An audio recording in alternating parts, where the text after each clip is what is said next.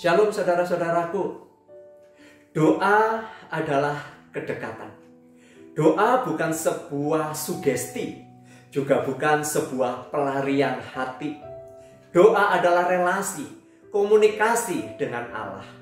Doa merupakan bentuk kedekatan dengan Allah yang adalah sumber segala sesuatu. Kita akan membahasnya di dalam Inspiration Today.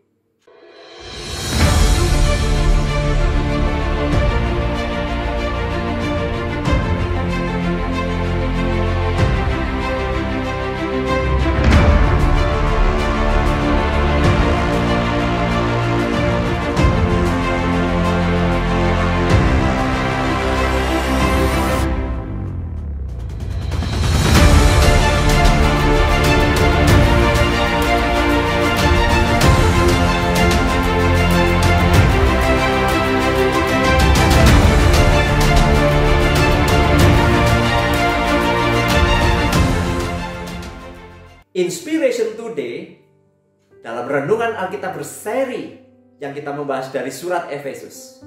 Yang hari ini kita sudah sampai di pasal 3 ayat 14 sampai dengan yang ke-21.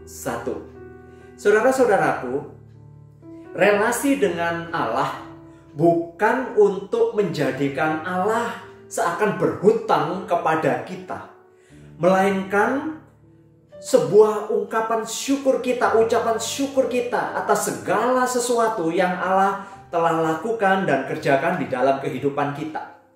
Doa menuntun kita untuk semakin mengenal dan mengalami Allah, yaitu memahami kasih Kristus di dalam kehidupan kita. Saudara, bacaan yang kita baca di dalam bagian surat Efesus ini adalah doa yang kedua yang dinaikkan oleh Rasul Paulus bagi jemaat yang ada di Efesus. Ingat saudara-saudara, doa yang pertama kita bisa melihat di dalam pasal 1 ayat 15 sampai yang ke-23. Nah saudara-saudara, dalam ayat 14 dia mengatakan, itulah sebabnya aku sujud kepada Bapa yang daripadanya semua turunan yang di dalam surga dan di atas bumi menerima namanya. Dalam doa ini, saudara, kita kembali melihat bagaimana Allah tetap menjadi fokus sumber kekuatan di dalam pertumbuhan rohani orang percaya. Di dalam doa yang kedua ini kita juga bisa melihat bagaimana Rasul Paulus ingin agar jemaat Tuhan semakin memahami betapa dalamnya kasih Kristus dan kemudian menghidupi anugerah itu di tengah situasi dan kondisi yang pada saat itu banyak sekali pergumulan dan tantangannya. Saudara, sehingga dalam ayat yang ke-16 Rasul Paulus kemudian mengatakan, aku berdoa supaya ia menurut kekayaan kemuliaannya menguatkan dan meneguhkan kamu oleh rohnya di dalam batinmu. Dalam realitanya menjalani satu kehidupan hari demi hari tentu tidak mudah sama dengan kita di dalam hari-hari ini ya saudara. Ada banyak tantangan, pergumulan, dan hambatan yang sering kali menimbulkan sebuah konflik internal di dalam hati dan pikiran kita. Tidak jarang kita menjadi stres sebab kita tertantang saudara untuk tetap hidup di dalam kebenaran atau kita kemudian melawan kebenaran. Roh Kuduslah yang akan menjadi kekuatan bagi jiwa kita, di dalam batin kita, yang akan menuntun kita, membimbing kita untuk tetap berjalan di dalam kebenaran. Saudaraku, Allah bukan saja menjadi sumber kekuatan, namun juga menjadikan kita tetap bisa fokus kepada Kristus. Nah, di dalam pergumulan kita harus terus saudara memandang Kristus yang terlebih dahulu dia pernah mengalami sebuah pergumulan. Saudara, di dalam penderitaan dan kesesakan, ketika kita memandang Kristus yang juga sudah menderita dan mengalami aniaya, ketika pandangan mata rohani kita, pikiran kita, perasaan kita tertuju kepadanya, di sanalah saudara, hati dan pikiran kita bisa semakin tenang.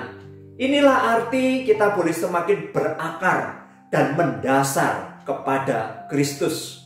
Artinya kita melekat kepada Kristus. Kasih Kristus senantiasa menguatkan hati dan pikiran orang-orang percaya. Atas dasar inilah kita baru bisa mengasihi Allah. Seperti yang tertulis, kita mengasihi Allah karena Allah terlebih dahulu mengasihi kita. Saudara, Paulus kemudian melanjutkan di dalam ayat yang ke-18 dan 19. Aku berdoa supaya kamu bersama-sama dengan segala orang kudus dapat memahami betapa lebarnya dan panjangnya dan tingginya dan dalamnya kasih Kristus, dan dapat mengenal kasih itu sekalipun ia melampaui segala pengetahuan. Aku berdoa supaya kamu dipenuhi di dalam seluruh kepenuhan Allah. Doa adalah kasih kita kepada Kristus. Kasih Kristus, saudara-saudara, hanya bisa kita lakukan.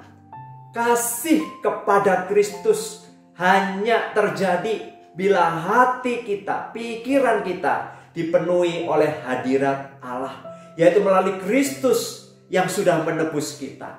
Saudara, kasih Kristus akan menjadikan kita diingatkan kembali bahwa saya dan saudara adalah miliknya. Saya dan saudara adalah orang-orang kudus. Sehingga di dalam menjalani kehidupan ini, saudara, kita tetap mengerjakan di dalam kekudusan Allah. Saudara, mengasihi Kristus hanya bisa terjadi jika hati orang percaya terlebih dahulu dipenuhi oleh kasih Allah. Nah, kasih Allah yang hadir di dalam diri orang percaya itulah yang akan memimpin orang percaya untuk belajar, memahami, dan mengaplikasikan kasih itu, baik juga kepada Allah maupun juga kepada sesama. Saudara-saudaraku, kasih Allah di dalam Yesus Kristus begitu lebarnya, begitu panjangnya, begitu tingginya, begitu dalamnya, yang menunjukkan bahwa kasih Kristus tidak dapat diukur oleh kapasitas ukuran manusia. Disinilah saudara, ketika kita memahami kasih Allah hanya dimungkinkan apabila Allah sendiri memberi pengertian dan kemampuan kepada kita untuk mengerti. Itulah peran Roh Kudus. Nah, di dalam keterbatasan akal pikiran kita, Allah menuntun dan memberikan hikmat agar kita mengerti akan hal ini. Saudaraku, kedalaman kasih Kristus memang melampaui segala akal pikiran manusia. Maka saudara, ayat ini ditutup dengan satu bagian yang indah di dalam ayat yang ke-20 dan 21. Bagi Dialah yang dapat melakukan jauh lebih banyak daripada yang kita doakan atau pikirkan, seperti yang ternyata dari kuasa yang bekerja di dalam kita. Bagi Dialah kemuliaan di dalam jemaat dan di dalam Kristus Yesus, turun-temurun sampai selama-lamanya. Amin. Saudara, bagian ini diakhiri dengan nyanyian doksologi. Sebab memang Allah layak untuk dipuji dan ditinggikan. Karya Kristus di dalam kehidupan kita sesungguhnya juga membawa kita, saudara, untuk terus-menerus memuji dan memuliakan Tuhan.